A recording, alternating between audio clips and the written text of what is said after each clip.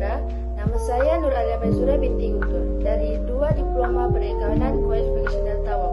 Sebelum saya menerangkan proyek kami, izinkan saya memperkenalkan 2 lagi ahli kumpulan saya, yaitu Nur Aswa binti Lauhani dan juga Muhammad Syaril bin Jamharin. Izinkan saya memperkenalkan proyek kami yang bertajuk Digital Standard Operation Procedure of Stock.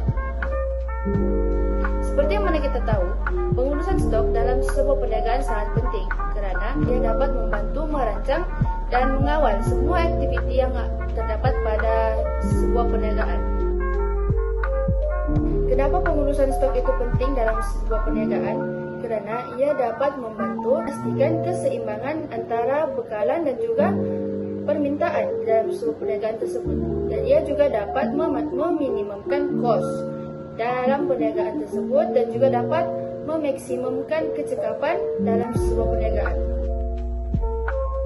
Sebelum saya meneruskan lagi berkaitan dengan projek kami, izinkan saya memperkenalkan latar belakang perniagaan yang kami fokuskan dalam projek kami, yaitu Digital Standard Operation Procedure of Stock ini. Perniagaan yang kami fokuskan itu ialah perniagaan Norland Sport, di mana perniagaan tersebut hanya membekalkan peralatan-peralatan sukan. Perniagaan ini terletak pada Taman Sejati, Semarak, Tawau, Sabah. Dan perniagaan ini ditubuhkan pada tahun 2022 dan hanya bermodalkan RM50.000 sahaja. Okey, kita lupakan berkenaan dengan latar belakang tadi. Mari kita teruskan lagi, apa objektif kami dalam mewujudkan Digital Standard Operation Procedure of Stock ni pada perniagaan Norland Sport ataupun perniagaan-perniagaan kecil yang dapat mengaplikasikan SOP yang kami wujudkan ini.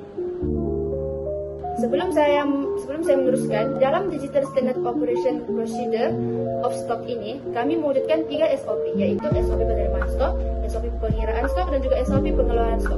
Okey, objektif pertama kami dalam SOP penerimaan stok ini, kenapa kami wujudkan? Kerana dengan adanya SOP penerimaan stok ini, ia dapat membantu memastikan sebuah perniagaan itu mengetahui cara yang betul dalam menerima stok daripada pembekal dengan betul dan secara sistematik. Yang kedua ialah SOP pengiraan stok. Kenapa kami wujudkan SOP pengiraan stok ini ke dalam perniagaan Norland Sport ataupun perniagaan kecil yang boleh mengaplikasikan SOP kami ini? Kerana pengiraan stok di dalam sebuah perniagaan itu akan dilaksanakan dengan betul dan tepat. Ini juga dapat memudahkan lagi pekerja ataupun kaki tangan di dalam sebuah perniagaan itu mengetahui bagi pada setiap stok yang ada pada perniagaan. Seterusnya, SOP pengeluaran stok.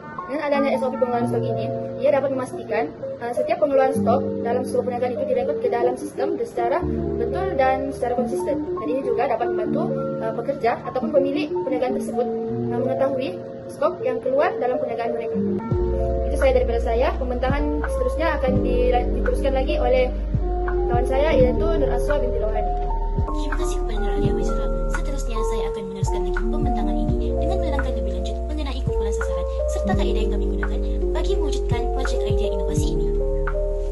Bagi kumpulan sasaran dalam projek idea inovasi kami ini, kami hanya memfokuskan kepada 3 aspek sahaja, iaitu pemilik perniagaan, pekerja dan kaki tangan serta usahawan pembekalan, di mana kumpulan sasaran ini akan membantu kami untuk mencapai objektif utama kami di dalam projek inovasi ini.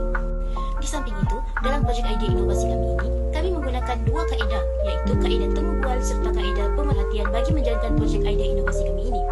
Bagi kaedah temu bual, kami menggunakan kaedah yang berstruktur, di mana soalan yang kami ajukan akan kami susun terlebih dahulu sebelum kami menjalankan sesi temu bual bersama pemilik perniagaan. Berikut merupakan contoh soalan yang kami ajukan kepada pemilik perniagaan semasa kami sedang menjalankan sesi temu bual bersama. Kaedah kedua adalah kaedah pemerhatian yang tidak berstruktur, di mana kaedah ini dijalankan tanpa sebarang perancangan dan dilakukan secara terbuka bagi melakukan pemerhatian terhadap perniagaan tersebut. Dalam kaedah ini juga kami dapat mengenal pasti masalah yang dihadapi oleh perniagaan Norland Sport tersebut. Hasil daripada projek idea inovasi kami, iaitu Digital Standard Operation of Stock, setelah diaplikasikan ke dalam perniagaan Norland Sport, mendapat maklum balas yang sangat positif daripada pemilik perniagaan tersebut. Sekian penerangan daripada saya. Pembentangan seterusnya akan diteruskan oleh rakan saya, iaitu Muhammad Syaril. Nama saya Muhammad Syaril bin Jamharin. Lebih kepada impact yang pertama ialah SOP penerimaan stok dapat bantu perniagaan untuk menguruskan stok mereka dengan lebih efisien dan sistematik. Seterusnya, impact yang kedua ialah SOP pengiraan stok dapat memudahkan perniagaan untuk mengetahui bagi stok akhir untuk setiap jenis stok dalam perniagaan mereka. Dan yang terakhir ialah stok yang keluar dapat direkod dengan tepat dan betul setelah SOP pengeluaran stok ini diaplikasikan. Seterusnya kita beralih kepada SOP pengurusan stok dalam bentuk digital. Bagi memudahkan perniagaan untuk memahami dan mengaplikasikan SOP kami ini, kami telah mewujudkan SOP pengurusan stok ini dalam bentuk AnyFlip ataupun Flipco. Dalam AnyFlip ini, ia mengandungi beberapa maklumat berkenaan SOP penerimaan stok, SOP pengiriman stok, dan SOP pengeluaran stok. Dalam AnyFlip ini juga kami telah menyertakan 3 kod QR yang mana ia bertujuan bagi memudahkan perniagaan ataupun pengguna untuk memahami cara untuk mengaplikasikan SOP pengurusan stok ini. Pengguna tersebut bolehlah mengimbas kod QR untuk mendapatkan maklumat yang lebih terperinci. Secara keseluruhannya, melalui SOP pengurusan stok yang diaplikasikan dalam perniagaan ini, pengawalan stok masuk dan stok keluar akan jadi lebih teratur. Kuantiti stok semasa juga dapat dipantau dengan lebih berkesan. Dengan adanya SOP pengurusan stok ini, perniagaan dapat mencegah daripada berlakunya kesilapan ketika mereka mengendalikan stok. Dan oleh kerana itu, objektif utama kami dalam mencipta projek ini telah berjaya dicapai. Sekian itu saja daripada kami. Terima kasih.